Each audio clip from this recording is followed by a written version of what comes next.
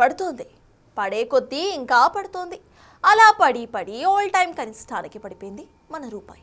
ఇప్పుడు ఒక్క American dollar విలువ 90 రూపాయలు. ఇది అమెరికాలో ఉండే వారికి గొప్పగానే ఉండొచ్చు, కానీ భారత కరెన్సీ విలువ పడిపోవడం ఎంత మాత్రం గొప్ప విషయం కాదు. రోజులు గడిచే కొద్దీ రూపాయి విలువ దారుణంగా పతనం అవుతోంది. అసలు మన రూపీ ఎందుకు ఇలా పడిపోతోంది? దీని వెనుకున్న కారణాలేంటి?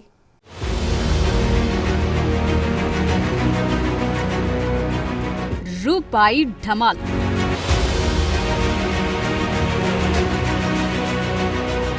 తొంభైకి పడిపోయిన రూపాయి విలువ.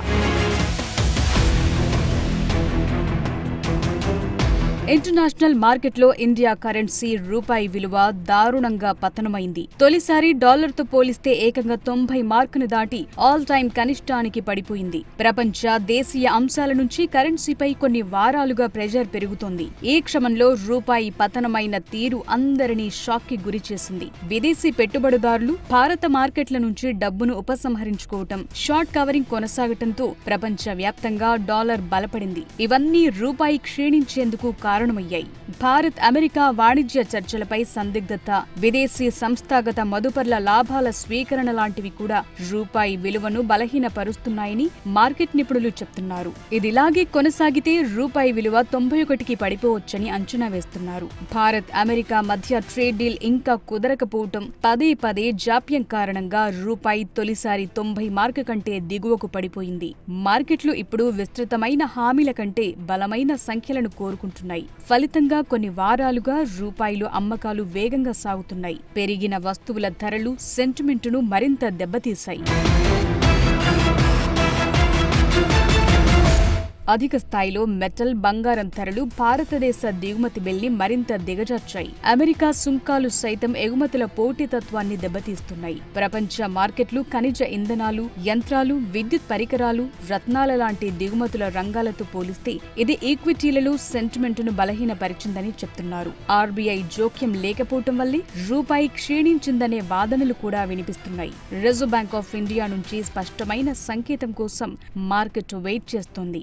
ఆర్బీఐ విధాన ప్రకటనతో కరెన్సీని స్థిరీకరించడానికి సెంట్రల్ బ్యాంక్ అడుగు పెడుతుందా లేదా అనే దానిపై మార్కెట్లు స్పష్టతని ఆశిస్తున్నాయి. టెక్నికల్ గా రూపాయి ఆల్ టైమ్ కనిష్టానికి పడిపోయింది. ఇప్పుడది 89 లోపు బలపడటం ఎంతో అవసరం. అందువల్ల రూపాయి 90 పైన స్థిరపడుతుందా, మరింత పడిపోతుందా అనేది ఇప్పుడున్న మేజర్ టెన్షన్. కానీ దిగుమతి, ఇతర రంగాలు వెంటనే అధిక ఖర్చుల్ని ఎదుర్కోవాల్సి వస్తుంది. ఇంధనం, ఎలక్ట్రానిక్స్, అవసరమైన దిగుమతులు బలహీనమైన కరెన్సీకి సర్దుబాటు చేసుకున్న తరువాత ప్రజలపై ఆ ప్రభావం పడుతుంది.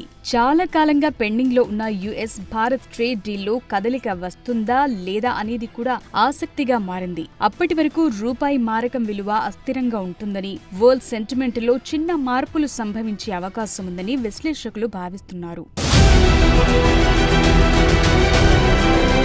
ఇప్పుడున్న పరిస్థితుల్లో భారత రూపాయి విలువ దారుణంగా పతనమవటం దేశ ఆర్థిక వ్యవస్థకు ఆందోళన కలిగించే అంశం. డాలర్తో పోలిస్తే రూపాయి విలువ పడిపోవటానికి అనేక అంతర్జాతీయ, దేశీయ ఆర్థిక అంశాలున్నాయి. అమెరికా సెంట్రల్ బ్యాంక్ ద్రవ్యోల్బణాన్ని నియంత్రించేందుకు వడ్డీ రేట్లు పెంచినప్పుడు అంతర్జాతీయ పెట్టుబడిదారులు సురక్షితమైన పెట్టుబడిగా భావించే అమెరికన్ డాలర్ వైపు మొగ్గు చూపుతారు. దీనివల్ల డాలర్కు డిమాండ్ పెరిగి అది మరింత బలపడుతుంది. ఫలితంగా మన రూపాయి సహా ఇతర దేశాల కరెన్సీల విలువ పడిపోతుంది. ప్రపంచ ఆర్థిక అనిశ్చితి కూడా మరో కారణం. భౌగోళిక, రాజకీయ ఉద్రిక్తతలు, ప్రపంచ ఆర్థిక మాంద్యం ప్రభావాల కారణంగా మార్కెట్లలో అనిశ్చితి పెరుగుతుంది. ఇలాంటి సమయాల్లో విదేశీ ఇన్వెస్టర్లు తమ పెట్టుబడులను భారత మార్కెట్ల నుంచి ఉపసంహరించుకుని సురక్షితమైన డాలర్లోకి మారుస్తారు. వాణిజ్య లోటు వల్ల కూడా రూపాయి విలువ క్షీణిస్తుంది. ఒక దేశం చేసే దిగుమతుల విలువ ఎగుమతుల విలువ కంటే ఎక్కువగా ఉన్నప్పుడు దాన్ని వాణిజ్య లోటు అంటారు. భారత్ దిగుమతులు పెరుగుతున్నా ఆ మేరకు పెరగటం లేదు. దిగుమతులకు డాలర్లలో చెల్లించాల్సి వస్తుంది కాబట్టి డాలర్ కోసం డిమాండ్ విపరీతంగా పెరిగి రూపాయి విలువ తగ్గుతోంది. ఇక దేశంలో ధరల పెరుగుదల రేట్ ఇతర దేశాల కంటే ఎక్కువగా ఉన్నప్పుడు రూపాయి కొనుగోలు శక్తి తగ్గుతుంది. ఇది ఇన్వెస్టర్లకు అంత ఆకర్షణీయంగా ఉండదు. దాంతో రూపాయి బలహీనపడుతుంది.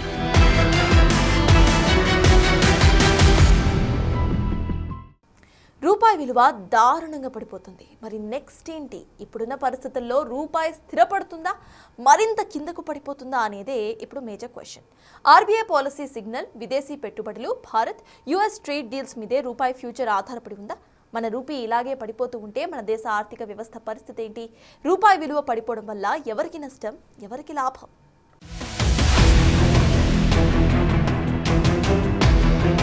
రూపాయి స్థిరపడుతుందా, మరింత దిగజారుతుందా?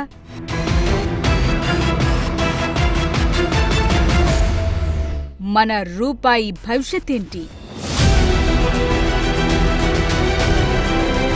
ఇదే ఇప్పుడు హాట్ టాపిక్.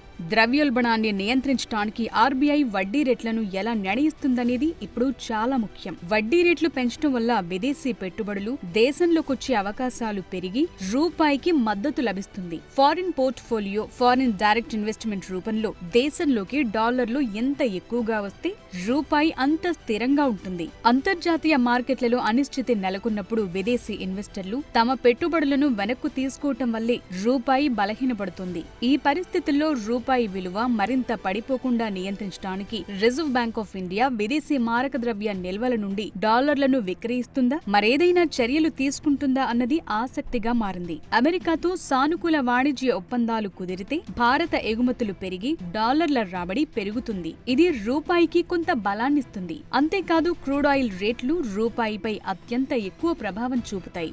మన దేశం ఎక్కువగా చమురును దిగుమతి చేసుకుంటుంది కాబట్టి ధరలు పెరిగితే డాలర్ల కోసం డిమాండ్ పెరిగి రూపాయి పడిపోతుంది. రూపాయి విలువ పడిపోవటం వల్ల ముడి చమురు, ఎలక్ట్రానిక్స్, బంగారం లాంటి దిగుమతి చేసుకునే వస్తువుల ధరలు పెరుగుతాయి. ఎందుకంటే ఆ వస్తువులను డాలర్లలో కొనటానికి మనం ఎక్కువ రూపాయలు చెల్లించాల్సి వస్తుంది. దిగుమతి చేసుకున్న వస్తువుల ధరలు పెరగటం వల్ల దేశీయంగా ప్రజల జీవన వ్యయం కూడా పెరుగుతుంది. రూపాయి పతనం అవటం అనేది ఇంధన ధరలపై ప్రభావం చూపే అవకాశం ఉంది. భారత్ తన చమురు అవసరాల్లో 85% పైగా దిగుమతులపై ఆధారపడి ఉంది. అంతర్జాతీయ మార్కెట్లో ముడి చమురు ధరలు పెరిగినప్పుడు మనం డాలర్లలో ఎక్కువ చెల్లించాల్సి వస్తుంది. దీనివల్ల డాలర్కు డిమాండ్ పెరిగి రూపాయి విలువ క్షీణిస్తుంది. ఫలితంగా పెట్రోల్, డీజిల్ ధరలు పెరిగి రవాణా ఖర్చులు పెరగటం వల్ల నిత్యావసరాల ధరలు కూడా పెరుగుతాయి. విదేశాల్లో చదువుతున్న విద్యార్థులకు డబ్బులు పంపించాలంటే ఎక్కువ మొత్తంలో ట్రాన్స్ఫర్ చేయాల్సి వస్తుంది. విదేశాల్లో చదువుకునేందుకు వెళ్లాలనుకునే వారికి డాలర్తో పోలిస్తే ఎక్కువ రూపాయలు చెల్లించాల్సి వస్తుంది. ఇక డాలర్లలో రుణాలు తీసుకున్న భారతీయ కంపెనీలు, సంస్థలపై తిరిగి చెల్లించే భారం పెరుగుతుంది. రూపాయి బలహీన పడటం వల్ల భారతీయ ఎగుమతిదారులకు లాభం చేకూరుతుంది. దీనివల్ల భారతీయ ఎగుమతిదారులు తమ వస్తువులను విదేశీ మార్కెట్లో ఎక్కువ రేటుకు విక్రయించగలుగుతారు. విదేశాల నుండి భారతదేశానికి డబ్బు పంపేవారికి డాలర్కు అధిక రూపాయలుస్తాయి.